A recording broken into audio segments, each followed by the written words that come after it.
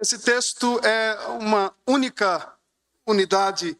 Esse texto não poderia nem ser dividido pela mensagem única que ele nos traz. Nós temos como escritor desse texto sagrado, a despeito de uma grande batalha que se trava no meio acadêmico para tentar desqualificar Moisés como autor da passagem, mas de forma ordinária, de forma comum, nós insistimos em dizer que Moisés é o autor dessa passagem. Assim sendo, então, esse salmo é o salmo mais antigo do Saltério, e ele está, então, no contexto do Pentateuco, e de forma mais própria, então, e mais próxima, ali no texto de Deuteronômio, no livro de Deuteronômio. É um texto muito antigo, um contexto de deserto, num contexto de luta, de dificuldade do povo de Deus, no contexto em que o povo de Deus está sofrendo algumas penalidades, e nós não poderíamos deixar de enfatizar de que essas penalidades que o povo de Deus está sofrendo são decorrentes do exercício da soberania de Deus sobre o povo de Deus.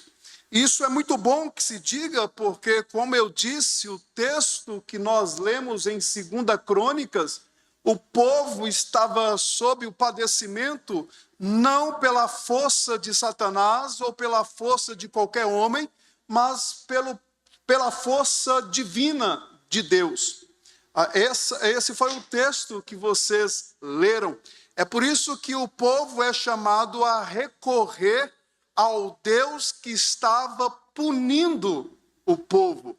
É por isso que o povo deveria se voltar ao próprio Deus, ou ao próprio Senhor da punição, ao próprio Deus da vida deles. Esse é um contexto do texto, esse é o contexto do Salmo de número 90 que nós estamos diante dele. Primeira divisão são os versos 1 e 2, em que Moisés, antes de falar sobre a agonia que o povo de Deus estava sofrendo, ele já inicia sobre não meramente a eternidade de Deus, como é bastante conhecido, e aqui nós temos a sugestão titular colocado pela Sociedade Bíblica, que não está completamente, não está errada a titularidade aqui do Salmo, mas não faz justiça a tudo que o Salmo está dizendo aqui, né? Sobre a Bíblia de vocês aí no Salmo 90, vocês têm o título aqui de A Eternidade de Deus e a Transitoriedade Humana, né? É parte da captação daquilo que o Salmo 90 está dizendo. Mas o Salmo 90 não está dizendo somente isso.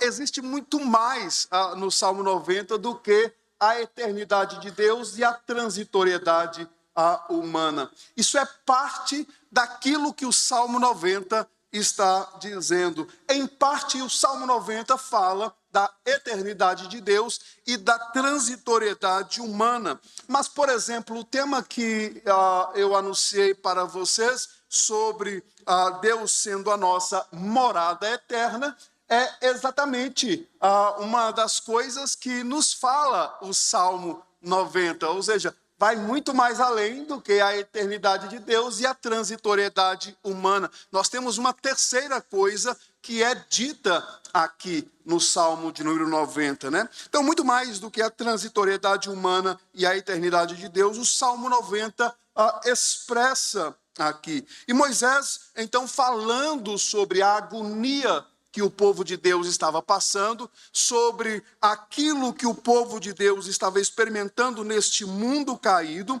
ele vai revelar algumas verdades que nós precisamos ficar atentos, e existem algumas lições práticas que nós devemos, então, extrair desse texto. E então ele inicia nos versos 1 e 2, falando a verdade sobre a eternidade de Deus, aqui, mas com uma lição muito fundamental para que o povo de Deus pudesse aqui experimentar. E ele diz: Senhor, tu tens sido o nosso refúgio de geração em geração, e antes que os montes nascessem, se formassem a terra e o mundo, de eternidade a eternidade, tu és Deus.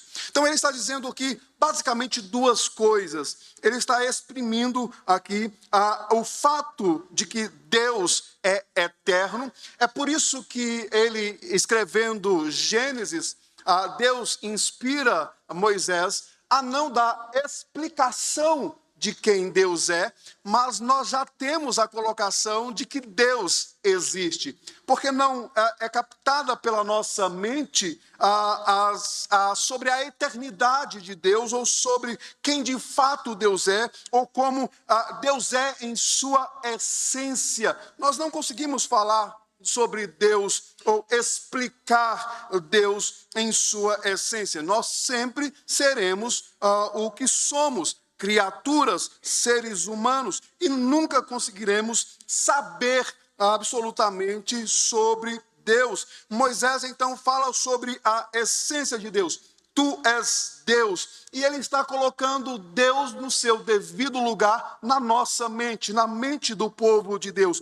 Tu és Deus. Desde a eternidade, tu és Deus. Tu és o nosso Senhor. Tu és o Criador. É uma afirmação desde o princípio de todas as coisas. E a outra coisa que Moisés está dizendo é que Deus é a morada do seu povo de geração em geração. E aqui Moisés está fazendo algo exclusivo ou exclusivista para o povo de Deus, para o povo de Israel. Moisés não está fazendo uma colocação genérica, uma colocação geral, mas uma colocação pontual. Moisés está dizendo: tu és Deus Criador, aquele que se apresenta, ou aquele que se apresentou em Gênesis capítulo 1, aquele que diz que é o eu sou, aquele que não deu explicação de quem ele era quando Moisés pergunta, dizendo: Senhor, quem eu vou dizer que tu és para o povo? Não, diga que eu sou. O Senhor sempre foi a morada do seu povo. O Senhor sempre foi a habitação do seu povo. E essa questão da habitação, da morada do seu povo, é algo extremamente maravilhoso, porque a habitação do povo de Deus é sempre desenvolvida nas Sagradas Escrituras. O templo, sobre a questão de morada, é sempre desenvolvida. Nós haveremos, por exemplo, de habitar, nós vamos falar isso daqui a pouco, mas nós haveremos de habitar em Deus para todo sempre, no novo céu e na nova terra. É algo extremamente desenvolvido nas Sagradas Escrituras. Depois, vocês, de uma forma curiosa, podem pesquisar sobre a habitação, sobre o templo de Deus, como nós habitaremos no templo sagrado do Senhor, como nós habitaremos na casa do Senhor, e para todo sempre, como nós somos chamados a habitar na casa do Senhor. Moisés está dizendo que o povo de Deus tem uma morada certa, e essa morada certa é Deus. Uma morada fixa, uma morada que não pode ser removida jamais, porque ela iniciou na eternidade. Não é à toa que esse conceito, essa teologia será muito bem desenvolvida no Novo Testamento, sobre o plano da redenção ter se iniciado na eternidade e manifestado agora por amor a nós. Mas nós achamos morada em Deus desde a eternidade. O povo de Deus sempre fincou morada em Deus desde a eternidade. E desde a eternidade e para todo sempre, o povo de Deus morará em Deus. Moisés deixa isso bem claro. Os versos iniciais, 1 e 2. O refúgio eterno do povo de Deus é Deus. Sempre foi e sempre será. E ninguém pode tirar essa casa, essa habitação. Não há ninguém que possa remover o povo de Deus deste lugar de morada, desse lugar de habitação. Isso é inacreditável. É por isso que ninguém pode contra a igreja do Senhor. Porque nós temos morada eterna em Deus. Essa já é uma fé antiga. Já é uma fé desenvolvida no Antigo Testamento. Nos fincamos lá, porque fomos fincados lá. Não é à toa que bondade e misericórdia nos seguem todos os dias das nossas vidas. Não é à toa que a certeza de pararmos os nossos pés juntos às portas de Jerusalém já está estabelecida no Antigo Testamento. Não é à toa que é desenvolvida a teologia de Deus ser o grande caçador do seu povo, para que o seu povo esteja para todo sempre com ele. Não é à toa essa saudade incansável do templo, da casa, da habitação do Senhor. Porque Deus é o nosso refúgio, é a nossa morada eterna, desde a eternidade. Moisés está dizendo isso porque isso é a verdade.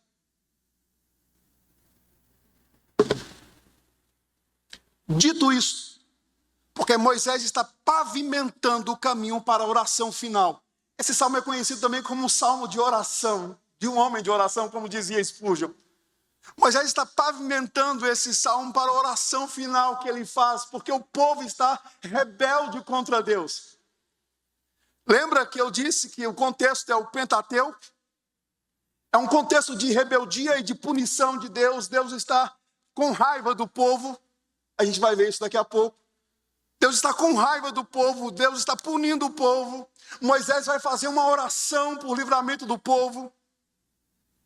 Mas Moisés não faz isso sem que antes afirme coisas que são concernentes à boa teologia, à convicção do povo do Senhor. Não é à toa que o Novo Testamento diz que Deus disciplina os seus filhos.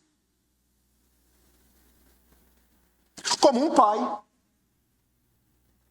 que ama os seus filhos. A princípio, a disciplina, ela não é agradável, ela não é boa, mas ela sempre tem um fim proveitoso. Ela sempre contribui para o nosso bem, porque todas as coisas cooperam para o bem daqueles que amam a Deus. Mesmo que Deus esteja fazendo os meus ossos serem esmagados e a minha carne sangrar.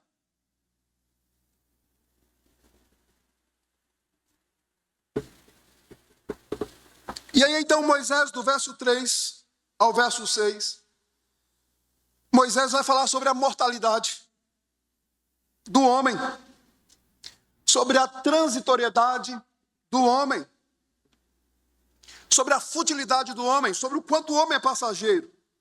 E ele vai dizer, antes que os montes, tu reduzes o homem ao pó e dizes, tornai filhos dos homens, pois 1000 anos aos teus olhos são como o dia de ontem que se foi e como a vigília da noite. Tu os arrastas na torrente, são como um sono, como a relva que floresce de madrugada. De madrugada viceja e floresce, e à tarde murcha e seca. Ora, os seus filhos têm morada eterna. Os seus filhos moram em ti eternamente. Ninguém pode arrancar os seus filhos de ti.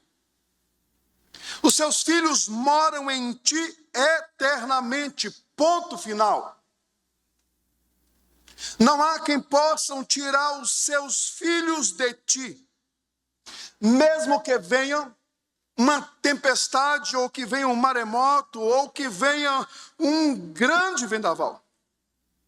Vindo tudo isso sobre a vida do seu filho, o seu filho está firmado sobre uma rocha e nada vai destruir essa casa. Não há quem possa destruir, quem possa arrancar aquele que foi plantado em ti. Ninguém pode arrebatar das mãos do Senhor aquele que é do Senhor. Aqueles que estão debaixo das asas do Senhor, ninguém pode tirar. Isso está definido. Isso está decretado. Isso está decidido. Uma pedra está posta.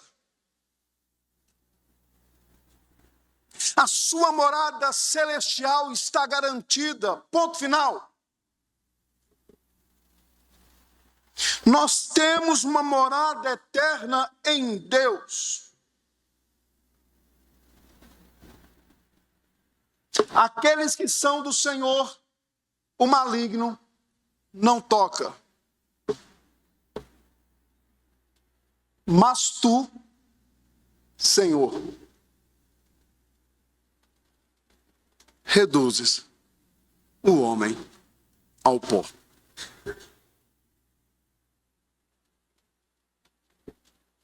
O Senhor faz com que o homem seja passageiro. Há uma temporalidade humana para toda a humanidade, mas também para os seus filhos. Os seus filhos experimentam das mãos do Senhor o exercício da sua disciplina. O Senhor reduz o homem ao pó. O Senhor faz com que o homem seja neste mundo como um vento, como a vaidade, como a vigília da noite, que como um sono, nós deitamos, dormimos e logo acordamos como que se nem tivéssemos deitado. Passou a noite.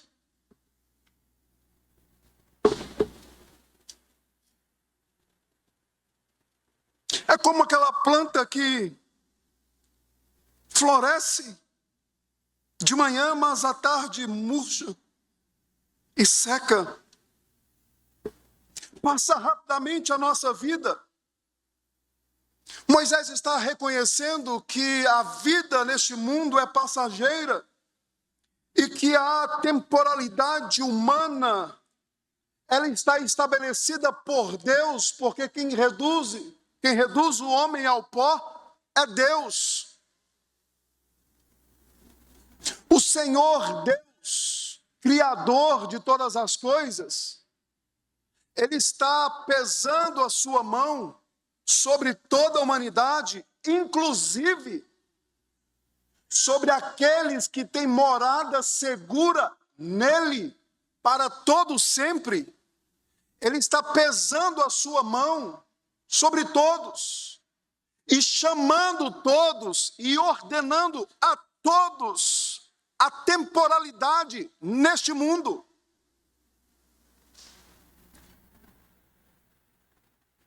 Todos estão experimentando o nascimento e a morte por determinação divina. Não há um homem sequer nessa terra que experimente a morte que não seja por um chamamento, por uma ordenança da parte de Deus.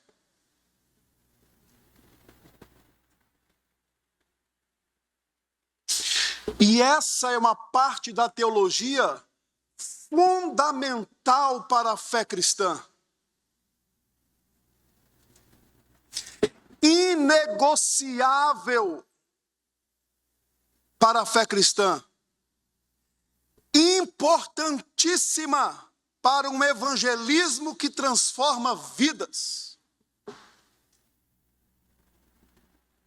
Porque o contrário disso não só é uma mentira, como é uma heresia. Dialogar com o contrário disso é dialogar com a serpente.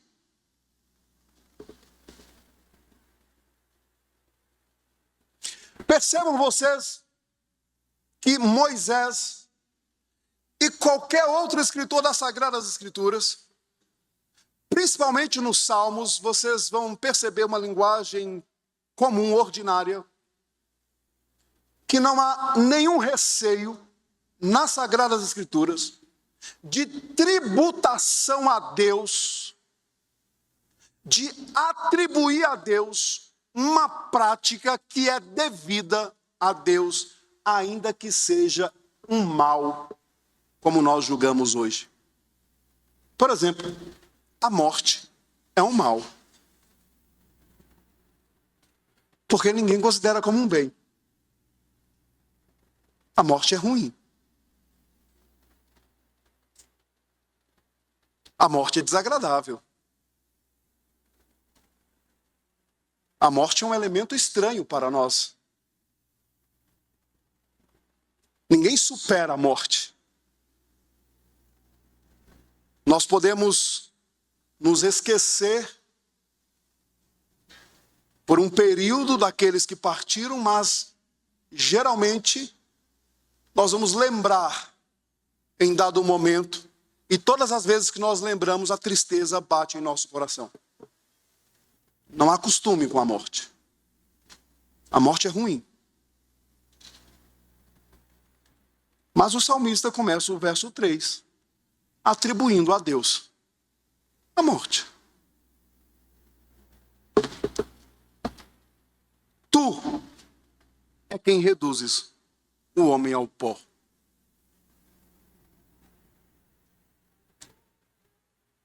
É tu quem dizes: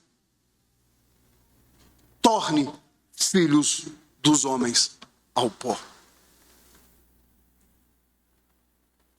Moisés está dizendo isso para os filhos de Deus, para que os filhos de Deus percebam a severidade da transgressão da lei de Deus. Agora preste atenção qual é a razão do porquê que Deus faz esse tipo de ação. Do verso 7 ao verso 10, Moisés dá a causa disso. Ele explica o porquê. Ele diz: pois somos consumidos pela tua ira e pelo teu furor conturbados. Diante de ti pusestes as nossas iniquidades, e sob a luz do teu rosto os nossos pecados ocultos. Pois todos os nossos dias se passam na tua ira. Acabam-se os nossos anos como um breve pensamento. Os dias das nossas, verso 10, os dias da nossa vida sobem a 70 anos, ou em havendo vigor a 80. Neste caso, o melhor deles é canseira e enfado, porque tudo passa rapidamente e nós voamos. Ora, Moisés não pode se contradizer. Foi ele quem escreveu o Gênesis. Foi ele quem escreveu o Gênesis capítulo 1, 2 e 3.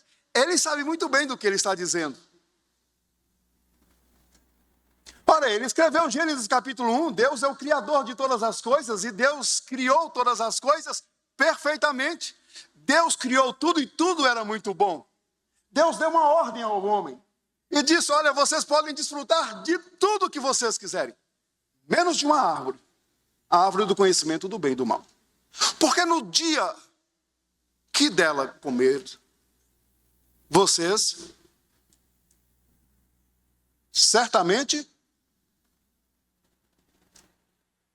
Ora, o que o homem fez no Gênesis capítulo 3? Ora, o Deus que nós servimos não é homem para que minta, e nem filho do homem para que, porventura, tendo ele falado, não cumprirá?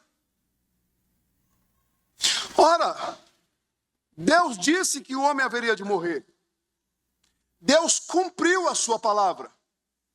E Deus cumpre a sua palavra até nos dias de hoje. Moisés, o escritor do Salmo 90, sabia muito bem disso. Ele sabe muito bem que toda a humanidade está diante de Deus como uma humanidade que peca e que transgrediu a lei do Senhor em Adão e Eva. Ele sabe que foi Deus quem ordenou a morte por causa do pecado de Adão e Eva. Ele sabe que quem amaldiçoou este mundo por causa do pecado não foi a serpente, porque a serpente foi amaldiçoada. Assim sendo, este mundo não padece, esse mundo não está em padecimento, porque o diabo está amaldiçoando esse mundo. Nós lemos em 2 Crônicas. Esse mundo está em padecimento, esse mundo geme, conforme Romanos capítulo 8, e não só esse mundo, mas nós também gememos. Não é porque o diabo está pesando a mão sobre o mundo. Porque se fosse o diabo que estivesse pesando a mão sobre o mundo, eu estaria pregando para vocês e o Salmo 90 estaria terminando, mandando vocês orarem ao diabo. Quem está pesando a mão sobre este mundo é quem amaldiçoou este mundo por causa do pecado. O pecado é coisa séria. O pecado é coisa grave. O pecado traz consequências absurdas, inclusive a maldição de um Deus santo sobre a sua criação perfeita. Moisés sabe disso. Gênesis capítulo 3 está sendo expressado no Salmo 90.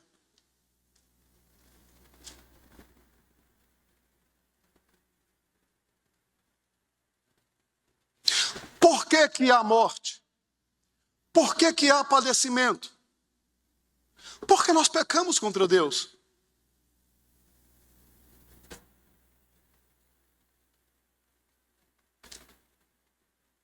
Porque a tua ira,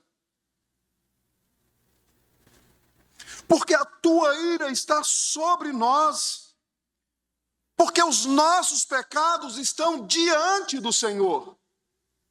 Ou porventura, 2 Crônicas capítulo 7, verso 14, está errado. Tem cânticos e mais cânticos sobre 2 Crônicas 7, 14. Se o meu povo, que se chama pelo meu nome, se humilhar e orar e me buscar e se arrepender de seus maus caminhos, então eu ouvirei dos céus, perdoarei os seus pecados, sararei a sua terra. Sara, Senhor, a nossa terra. Mas por que que Deus está falando aquilo?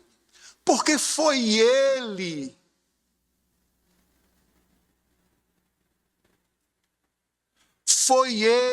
Deus, quem cerrou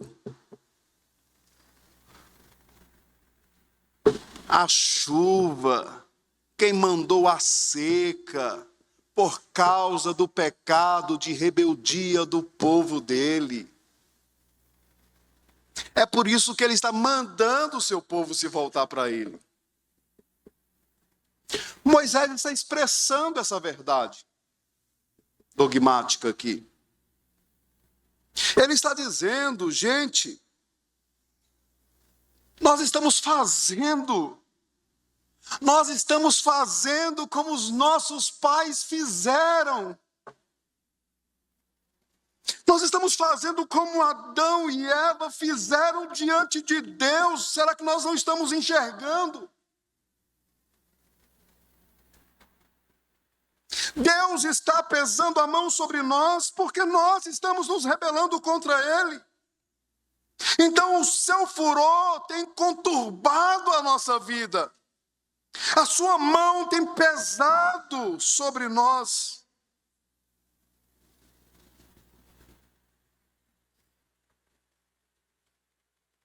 Os nossos pecados estão diante dele.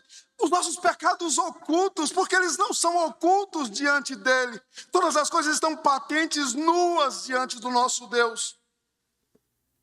Não há segredos ao nosso Senhor. É por isso que nós vivemos pouco. Porque ele reduziu os nossos dias de vida.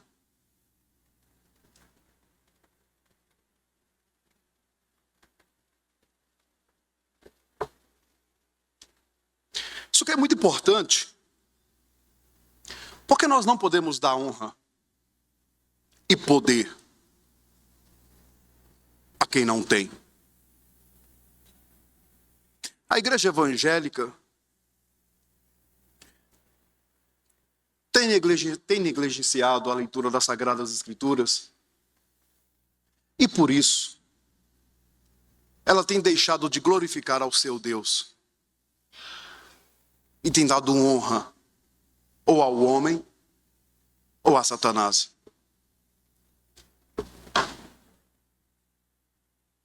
Recorda, quando o povo de Deus estava querendo tributar o mal que estava sobre ele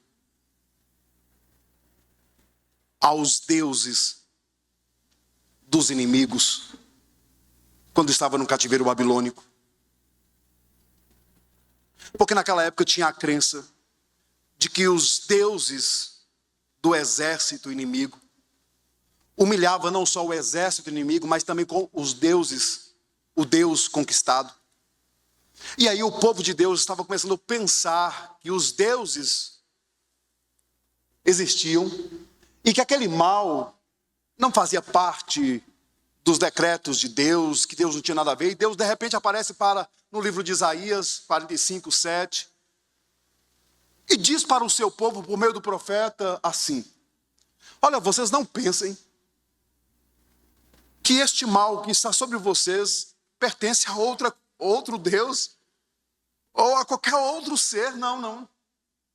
Sou eu, porque eu faço o bem e crio o mal. Eu formo a luz e faço as trevas. Eu sou Deus sobre todas as coisas. Ora, ninguém precisa escrever para mim dizendo que uma coisa boa coopera para o meu bem. Eu sou inteligente o suficiente para saber que uma coisa boa coopera para o meu bem. Ninguém precisa escrever para mim que uma coisa boa coopera para o meu bem. Eu sou inteligente suficiente para saber que uma coisa boa coopera para o meu bem. Mas alguém precisa escrever para mim que todas as coisas cooperam para o meu bem, inclusive uma coisa ruim. Por isso que existe o texto bíblico, dizendo que todas as coisas cooperam para o meu bem. Porque na sua providência, o ato de Deus governar, dirigir, sustentar, depois de criar todas as coisas, Deus não só conduz o bem, mas também o mal. Moisés sabia disso. Ele escreveu Gênesis 1, 2 e 3 e todo o Pentateuco.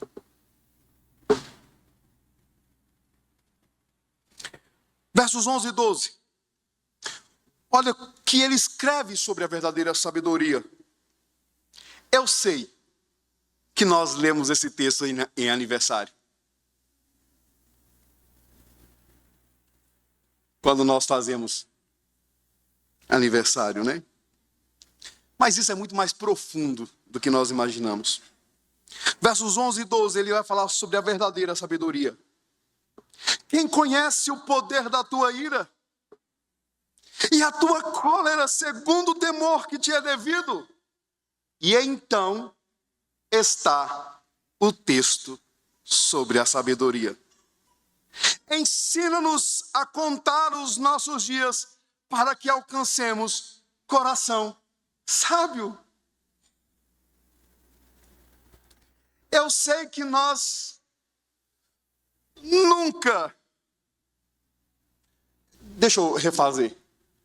Eu sei que talvez muitos de nós nunca pensamos em conciliar o verso 12 com o verso 11.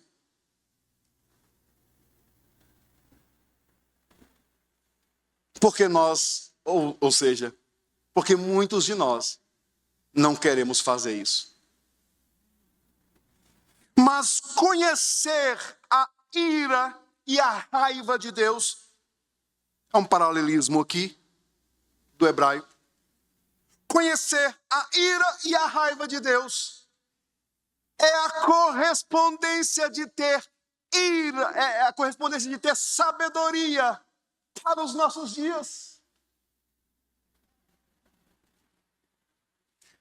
Olha a lógica do texto. Porque Moisés está dizendo sobre o padecimento do povo de Deus, por causa da rebeldia do povo de Deus, o povo de Deus sofre angústias. Ora, como é que eu tenho sabedoria neste mundo para viver bem os meus dias? Obedecendo, guardando a palavra de Deus no meu coração, para não pecar contra o Senhor. Eu conheço sobre a ira de Deus, sobre a cólera de Deus, sobre a raiva de Deus, sobre a fúria de Deus. Eu sei que Deus se ira, que Deus fica com raiva, nervoso, quando eu desobedeço a sua palavra. Palavras bíblicas aqui. Quer então saber contar os seus dias e ter coração sábio? Medite sobre a ira de Deus, sobre a cólera de Deus, sobre a raiva de Deus. E fuja desse caminho. E então o Salmo 119 vai dizer: como poderá o jovem, um homem, guardar puro o seu caminho? Observando-o conforme a sua palavra. Guardando puro o seu caminho, guardando a palavra de Deus em seu coração. E Moisés faz todo esse percurso para chegar na sua oração pelo povo de Deus. Percebe que dentro da tipologia bíblica, Moisés é um tipo de Cristo. E ele está para interceder pelo povo de Deus. E ele se põe aqui em intercessão pelo povo de Deus. Mas ele não faz isso sem dizer essas verdades. Que o povo de Deus é povo de Deus. O povo de Deus mora em Deus eternamente. Aqui. Mas o povo de Deus vai morrer, como qualquer um outro. Não tem nada que se faça para que isso passe. Cristo, por exemplo, quando promete vida eterna para aqueles que o professam, ele diz: ainda que morra, viverá, mas vai morrer. Ao homem está decretado uma só morte. Mas morre. Por quê? Porque está todo mundo debaixo da palavra decretada por Deus, por causa do pecado dos nossos pais e dos nossos também. Ele diz sobre isso, sobre a ira de Deus, sobre a cólera de Deus. Ele diz que nós precisamos nos desviar dessa raiva de Deus, dessa cólera de Deus, dessa ira do Senhor. Isso é ter um coração sábio, temor a Deus. Isso para interceder pelo povo de Deus que está em rebeldia contra Deus.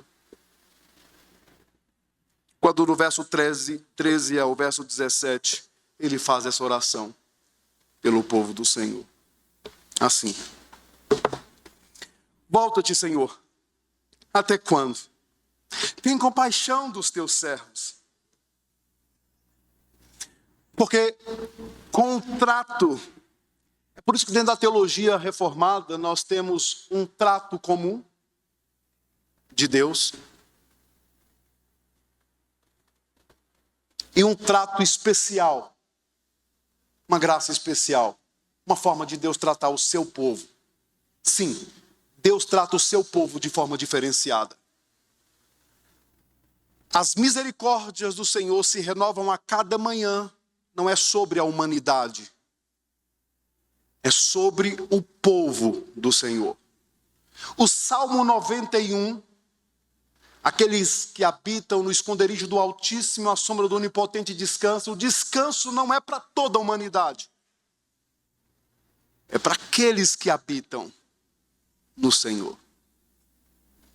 O Salmo 23, a expressão categórica não é universal. É para o povo de Deus. A oração dominical, ela não é uma oração universal. Nós não nos unimos em mãos dadas com todos, de forma indiscriminada, para fazer a oração dominical, a oração do Pai Nosso. Ela é muito restritiva, exclusivista. É sobre aqueles e para aqueles que receberam o direito de serem feitos filhos de Deus, conforme João 1,12. Essa é a fé que nós professamos. Então, quando Moisés está aqui fazendo essa oração, ele está fazendo essa oração como Cristo faz a oração, lá no Evangelho de João, no capítulo 17. A oração intercessória que Cristo faz é uma oração que não envolve a humanidade. É por isso que ele diz: eu não oro por todos, eu oro por aqueles que o Senhor me deu. Ele diz: volta-te, Senhor, até quando? Tem compaixão dos teus servos.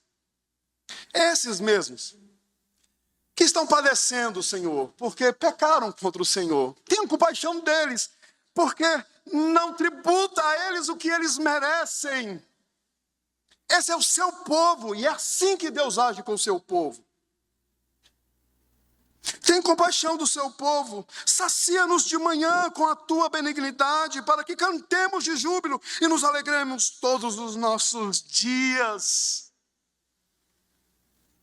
Poucos dias, diga-se de passagem, 70, 80 anos. Alegra-nos por tantos dias, quanto nos tens afligido. Perceba a linguagem de tributação a Deus sem nenhum medo.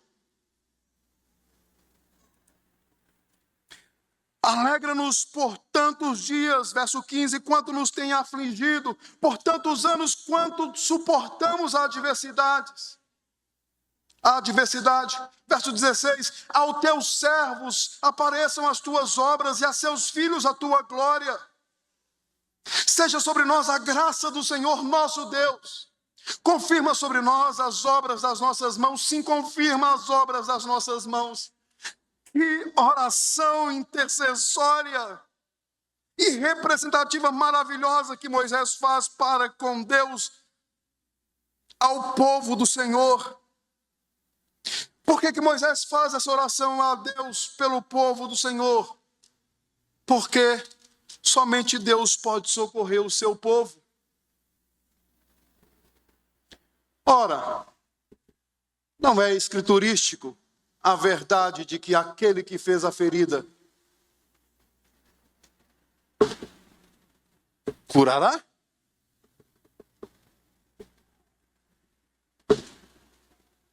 Nós nos voltamos para aquele que fez a ferida. Nós nos voltamos para aquele que pode curar. Nós nos voltamos para aquele que pode perdoar. Nós nos voltamos para aquele que pode sarar. Moisés sabe disso.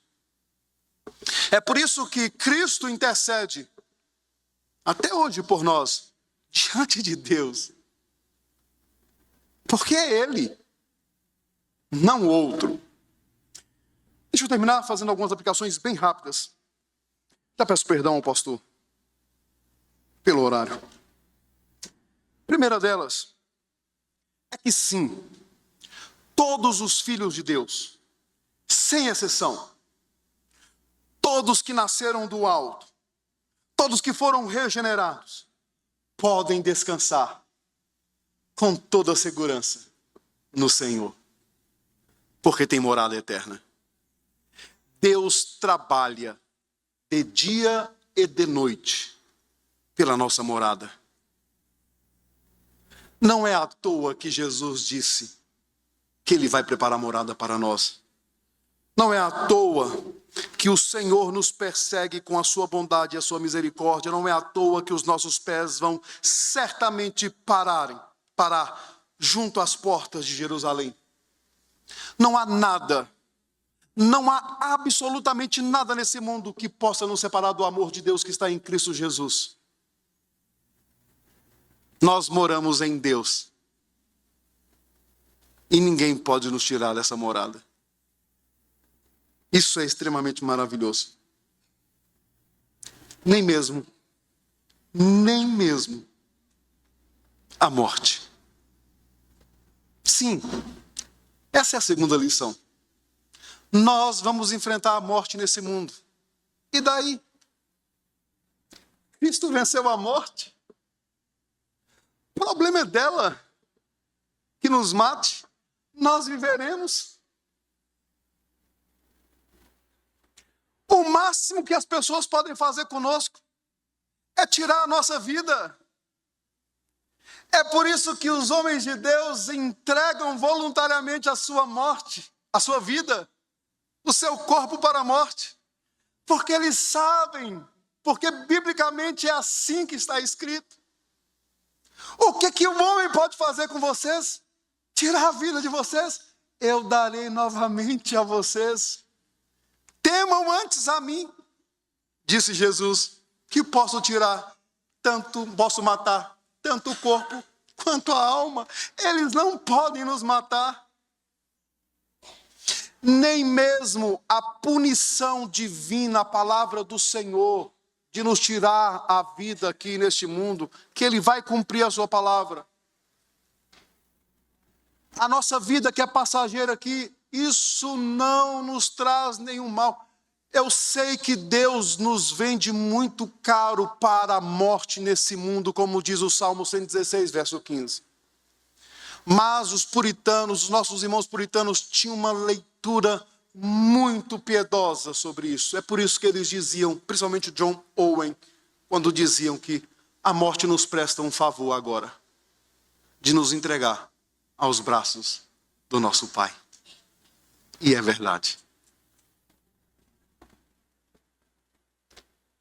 Uma terceira lição é que sim, o Senhor nos disciplina com o seu furor.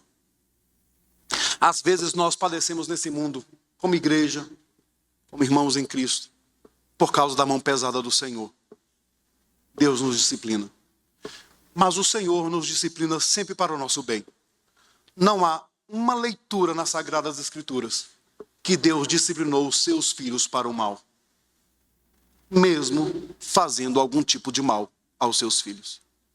Mesmo quando Deus levantou reinos e homens ímpios para punir o seu povo, Ele fez para que o seu povo pudesse aprender e voltar atrás e se arrepender dos seus maus caminhos e se prostrar em humilhação diante dele e se converter dos seus maus caminhos. Que nós sejamos assim e que nos voltemos para Ele todas as vezes. É por isso que nós nos arrependemos dos nossos pecados. É por isso que nós confessamos os nossos pecados de uma forma dominical, diariamente certamente, mas de uma forma dominical no culto ao Senhor. Isso representa a nossa vida em devoção ao Senhor. É por isso que nem mesmo as profundidades, as alturas, nem mesmo os anjos, os demônios, nem mesmo a morte, que em última análise é o próprio pecado,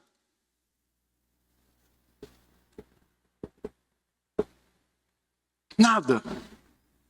Porque Deus nos corrige neste mundo.